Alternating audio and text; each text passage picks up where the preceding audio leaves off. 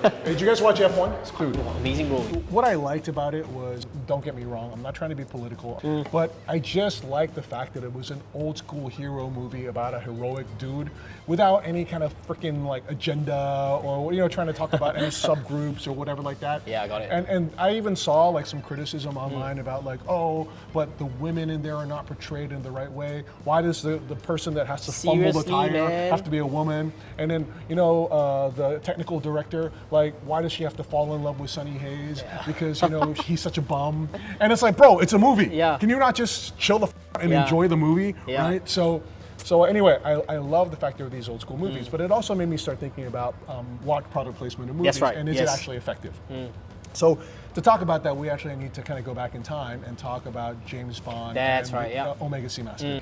Yeah, so the first ever Omega Seamaster that appears in a James Bond movie is the Golden Eye, I think, 1995, Right. with Pierce Brosnan.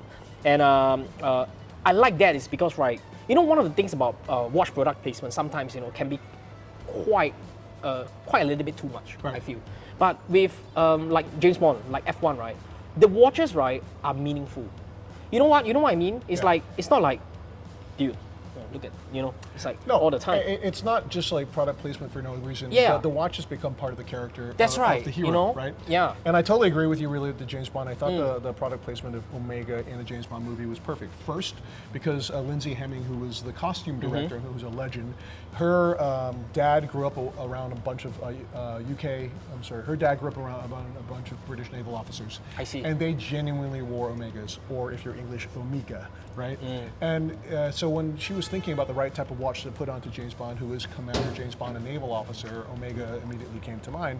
And I have to say that association to me has been really powerful. Yeah. Now, it's not me saying that as well. The commercial results of this have been incredibly successful right. for Omega. So in a year where there's a James Bond movie and James Bond is wearing an Omega Seamaster, those Omega Seamasters account for a 4 times revenue increase Damn, for really? the Seamaster category, right? Wow. And that makes a huge difference for Omega. And certainly we've written articles about this in the past. But it just goes to show you that if you find the right combination, it works. Now let's talk about IWC a little bit. So it was interesting because it was Chris Granger's predecessor, George Kern, who started talking to me about why he was so interested in having IWC in movies, right? And I think around this time, we started to see IWC in movies like Born Legacy or something like that, right? I think it was like Jeremy Renner's character is wearing an IWC, and he's actually using a chronograph, and he actually uses a chronograph function in the movie. That's pretty cool. well, which I really liked. And he said to me, the reason I want to do this is the following way, right? I want to expand the audience of people who are aware of IWC, but I can only get there in certain ways, right? So with all respect to your watch publication or all the watch websites in the world, or even magazines, generalist magazines like GQ or Esquire or whatever like that, there's going to be a whole bunch of guys sitting in their pickup trucks who work super hard, have a ton of money to spend because their pickup truck is a really nice car, and they're not going to go into a watch website. They're not going to pick up a watch magazine. They're not going to look at a fashion magazine. Okay. But on the weekends, they will go see a movie, and they're going to go to watch Jason Bourne kick ass. Okay. And while they're watching it, they're going to be like, hey, he's wearing this interesting watch on there. I kind of identify with this guy. Maybe that watch could be for me. And George Kern was right. It became a huge thing for, to expand the whole relevance of watches beyond just the small insular watch community. Interesting. And I have to take my hat off to him because I think he did it well. Now let's cut to today, and we have the IWC Ingenieur Sonny Hayes, which That's right. is the green dial version of it, Uh-huh. right? Which has just now appeared on this incredibly successful movie. And personally, I think it's going to make a huge increase in sales for IWC. Let's right? hope so, yeah. But why? Okay, let's start first with the watch. The watch is genuinely dope, right? And actually, I think one of the interesting backstory here is that in some ways Brad Pitt may have actually helped to fix the Ingenieur after 49 years, Yeah, right? that's right, yeah. Okay, so let's do a little bit of backstory on the Ingenieur, right? So the Ingenieur was launched in 1976. 76, yeah. The one with the integrated bracelet. Of course, Ingenieur name started in the 666, which appears in the 50s, but the 76 version with the Jerry Renner design, Ingenieur that everybody relates to today, it's launched in 76. Yeah, and it was a flop, right? Kind of It was a huge flop. Kind of And let's talk about maybe why that is. So First of all, again, while I'm taking my hat off to various different people, I want to take every single hat I've ever worn off to Gerald Genta, because this guy was an absolute genius. And as a demonstration of his genius, the seminal watches that he's creating in the 70s are happening when the Swiss industry is being pummeled by the Swiss crisis. So what he's doing, he's giving a new relevance for watches by creating this integrated bracelet, sport chic design. I think this whole new luxury angle. Yes, this kind of like chic Riviera Playboy angle, right? And with these stunning watches where the bracelet flows effortlessly into the watch case, hand, and it's like a piece of jewelry for the man. That's right. Now, what's cool about these watches is that they open up a whole new category. Right? But what is unique about, what unites the Nautilus and the Royal Oak is that both of them are incredibly thin watches. That's right. And the thinness then makes it the perfect kind of watch for this kind of lifestyle, because it's effortless to wear and it's really elegant. It slips under a shirt cuff. Looks like luxury. Exactly. And bear in mind also that as the industry is being hammered by quartz is demonstrating to you that you can go ultra thin with watches, right? You've got the Concord Delirium, you've got all kinds of crazy watches happening. And in his own way, Gerald Genta is giving a relevance for mechanical watchmaking, and both the Nautilus and the Royal Oak are using which movement? The GLC movement, like the 920, basically. Exactly, the 920, which at the time of its creation was the world's thinnest automatic movement. Correct. That's right. Exactly. So those watches are ultra thin. What's the thickness of the 5402? And so the Royal Oak 5402, it's 7 mm in terms of thickness. Right. Which even by today's standards is good. It's phenomenal. Yeah, it's good. And then the Nautilus is 3700/1A. 7.6 mm. Okay. Yeah. So these watches are very successful because they're stunning on the wrist. They've got this great muscular presence, but then when you turn it on the side, it's so slim and elegant. That's right. And there's this incredible tension, this dynamic tension between these two different opposing forces. Now let's cut to the Ingenieur, right?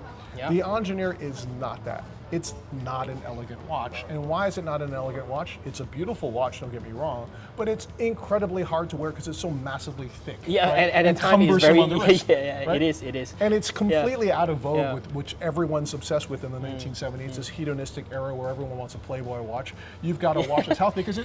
12.5 mm, in 1976. 12.5 mm in terms of thickness, and it's freaking it's a little bit unbalanced because the watch head is so heavy. Head heavy, yes, because it's thick. And I think one of the reasons, we gotta give it to IWC. End of the day, I think they are making it not for the Riviera gentleman, but they're making it kind of a balance between that and also a engineer, scientific people. And I get why it's thick because it's an automatic winding system, peloton winding system. It comes with a Faraday cage and stuff like that. So I totally agree with you, and I think this is a really nice testament to IWC's integrity, because they've decided we're going to make a watch for an engineer, right, or a scientific person. Yeah. So we're going to put it inside of a Faraday cage. So in the context of the 1970s, this is probably the most straightforward way to make a watch amagnetic or resistant to magnetism. To how many Gauss? That piece, 1976, 80,000 Gauss, man. So a buttload of Gausses. Yes, right? Yeah. And so they put it inside a soft iron case, which adds thickness to it. But then on top of that, you're using already a very thick movement, which is a automatic movement. Yep. Stop seconds. Stop seconds. The reference. The caliber 8541 ES. Right. E means anti-magnetic. S is basically a stop seconds function. And it's got this really cool bidirectional winding system. Yeah. Brilliant winding system, but it's thick. How do we know this? Well, amusingly, actually, when Hublot launched their first version of their Unico in 2009, it was using a system inspired by that for its winding. And to get the watch thinner, they had to remove it because it was too thick. Yeah. Right? Yeah. So everyone knows the Peloton is incredibly efficient, but bro, it's it adds really a lot thick, of thickness. okay?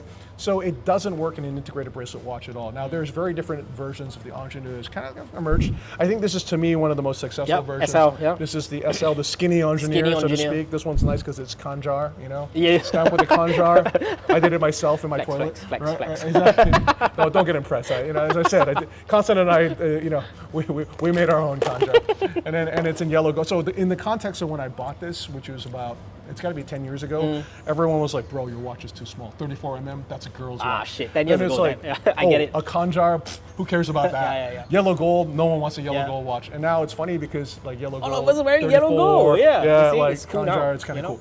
But anyway, the point is, that watch, in the context of the 1976, it just didn't work because it wasn't elegant. Oh, thank you, Sylvester. Oh yeah, I forgot about the coffee. Yeah. And to some degree, over the last 49 years, the Ingenieur has never really caught on, right? And I will go so far as to say that I think they finally got it right with the new Ingenieurs that they've launched, and in particular the least recent collection, that including the Sunny Haze watch with the green dial, because they stopped caring about the Faraday cage. That's right. You know, and stopped caring about making it like kind of like overbuilt for anti-magnetism or amagnetism. They just made a cool looking watch. And it's kind of funny because I think Brad Pitt had a little bit to do with this thought process, right? So the story I've been told is that when Brad Pitt, signed on for this role, they were like, okay, well, your team is sponsored by IWC, so you need to be wearing an IWC. So he decided that he wanted to wear a vintage Ingenieur, right? Okay. But it's too thick. So what did he do? Well, first he had the dial customized by like some dudes in New York to make it that kind of green dial. Okay, so the green dial was customized aftermarket dial. Customized, yes, customized aftermarket dial. It's done by a company in New York that kind of takes vintage watches and puts like aftermarket dials. Okay, interesting. Okay. Don't get so excited. They're not great. So, Okay. I mean, but kind of works. I mean, anyway, it's a prop. So to be fair, if you like them and that's your thing, fine. that's all good, bro. I know David Fincher is a customer, and clearly Brad Pitt is one as well. Now, but Brad Pitt was like, yo, this watch is too thick. What are we going to do about this? And I have to say a big shout out to Stefan Ihnen, who's the technical director of IWC. Okay. So they basically removed the Faraday cage, removed the Peloton winding system and the rotor, and machined a whole new case back for the watch that he's wearing in the movie. As a result, he's able to wear a watch that is actually quite a bit slimmer. So it's a Franken watch. So it's a manual winding. But it's a manual winding early on. Customized watch, basically. But wow, it works actually.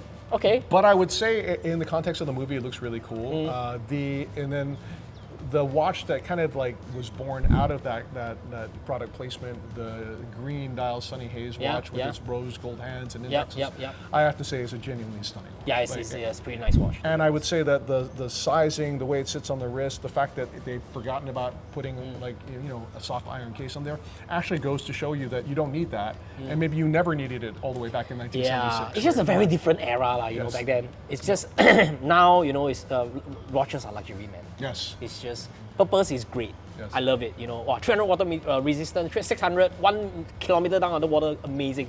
But it's luxury end of the day, so they gotta tune that. But in the end of the day, that's so basically this whole conversation was about that we love this movie. Yeah, dude. I love it in particular as a super old guy. It's I like a great to see movie, Brad Pitt honestly, up there just kicking ass. Yeah. You know what's really interesting is that the three biggest box office stars of the moment for guys, they're all in their 60s, right? Cruise, Pitt, and who's the last one? Keanu Reeves, bro. Oh shit! Right? Yeah. Sorry, Keanu. I love you. I love you and your dog. Don't kill me. Exactly. Yeah, exactly.